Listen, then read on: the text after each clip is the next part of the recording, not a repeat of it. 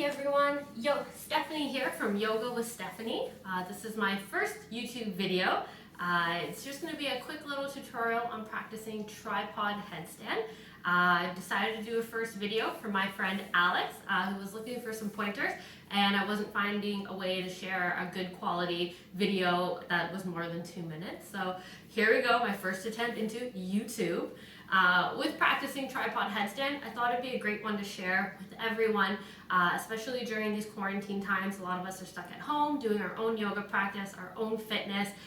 Setting goals that we can achieve has been really inspiring for a lot of people. Some of those more challenging inversions you see on Instagram, whether it be handstand, tripod, headstand, those are all ones we want to work towards at home, but we're not really sure how to get started in a safe manner. I hope some of the tips I share today will get you inspired to be able to try working on these poses, building the strength, and being able to see progress on the goals, which can be the most motivating thing of all.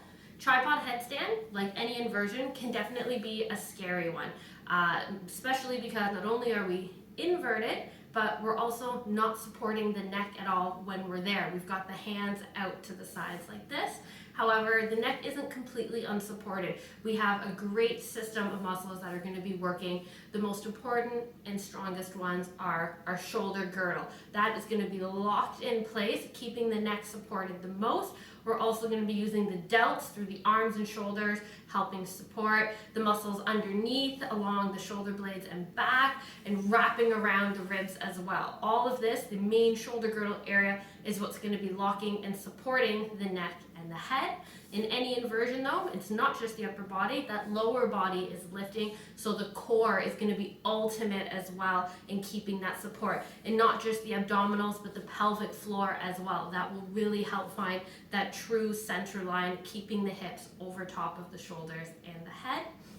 Now, one way to check as we're prepping in or whenever you're in tripod, noticing in the position, are my shoulders creeping up next to my ears? Then the shoulder girdle isn't engaged. It's relaxed and just holding on, making sure to keep the shoulders pressing down and away, creating that firm structure or foundation for us to rely on. With any inversion, balance is definitely involved. When there's balance, there's focus. To come into that true state of balance, it's a state of mind. Being able to focus, whether it's keeping fear from creeping into that pose or any distraction, definitely finding a quiet space where you'll be able to focus on your practice, being able to have that quality of breath, equal inhalation and exhalation will bring us to that balanced point as well.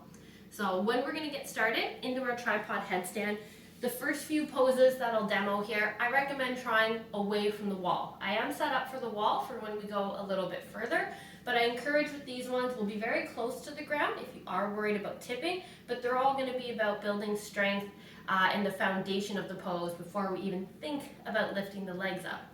So when we come into tripod headstand, most importantly, hands are going to be elbow width apart when we come down on the mat.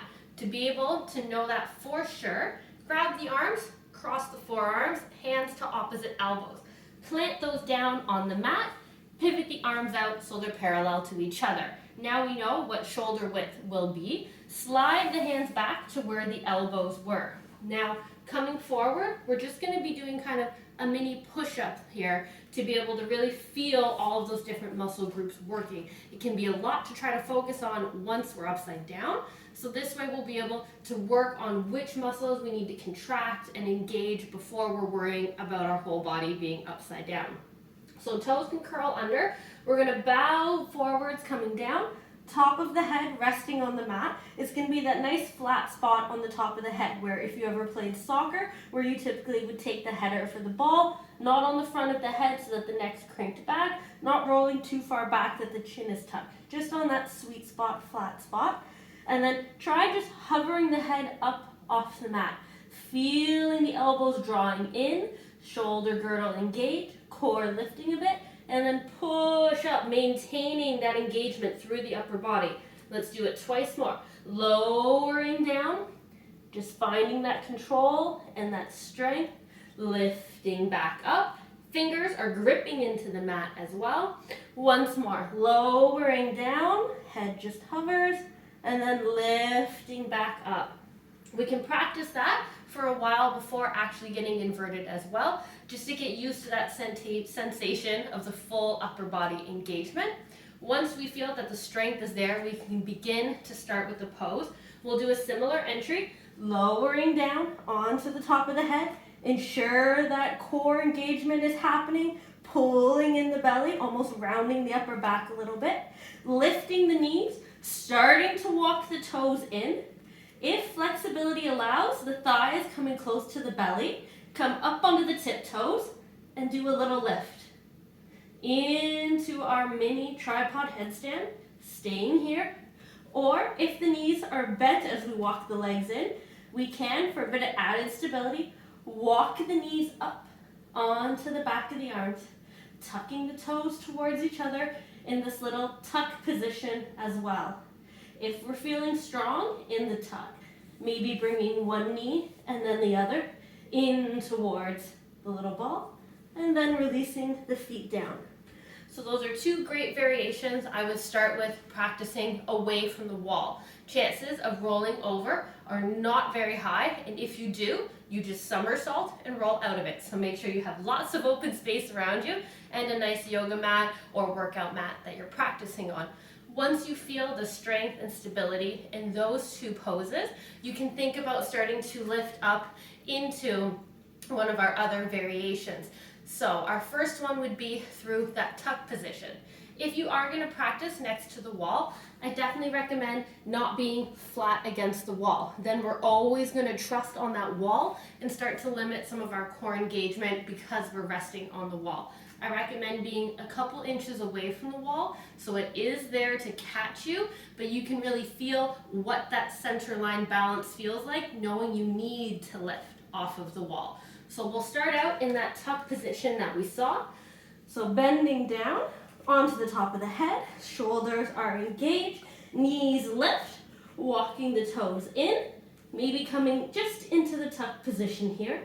So option one, lifting one leg up, keeping one tucked in, so that chances are if we're going to tumble down, we're going to tumble down on this way, not going overhead because we have this counterbalance. And then lifting both legs up. Option to come down one at a time, or if we go in the tuck position, you'll notice that we have to send the hips over the head back to counterbalance the legs. And then here is the key point, finding that pelvic tilt, curling in and down. That one can also be entered with the knees up on top of the arms as well, instead of just the tuck. Option in that tuck too, if you want to float the arms or the legs off of the arms, just try pointing the legs, finding that balance space so we can get into our tuck, and then maybe we just practice here.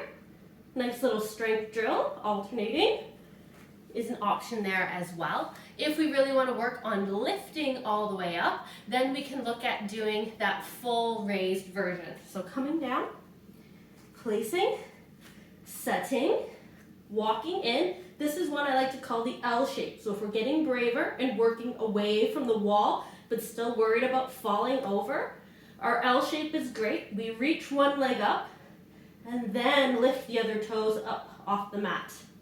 So here again, we have this foot acting as a counter. We can flex both feet to really feel the engagement.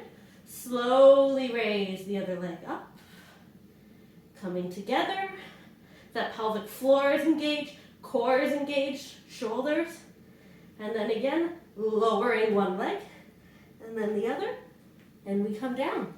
And then eventually working to that fullest expression of the pose where we're entering essentially through that pike position of both legs together lifting up. But with the legs lifting up together, we are having to send the hips over the head to compensate as that counterbalance. So that can be a bit trickier because we're going over that center line and then correcting, lifting up. So definitely a bit more of an advanced version, but still a great workout if we want to work on it.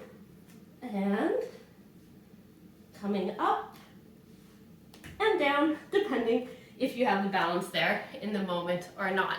Especially important after every time we're practicing headstands, come down into a child's pose after, whether it's rolling over top of the legs or coming into wide-legged child's pose and resting the head down.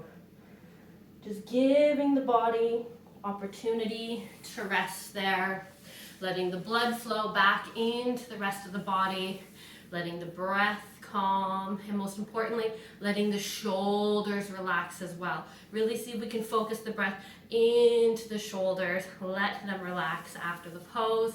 Remembering to not rush the process, that this is definitely a pose that is equal parts strength and flexibility. If you're working on building strength, continue putting in that work. Don't rush, have the patience, knowing that you'll see every time you practice these little drills, getting farther and farther along, and then getting lift off as we go through. If you like the video, please click like below. It'd be really cool to see if we get some traction, even though it's only one video. Leave me any comments, feedback you have on the video, as well as other poses that you might like to see a quick tutorial like this as well. And I guess stay safe and stay healthy out there, everybody. Bye.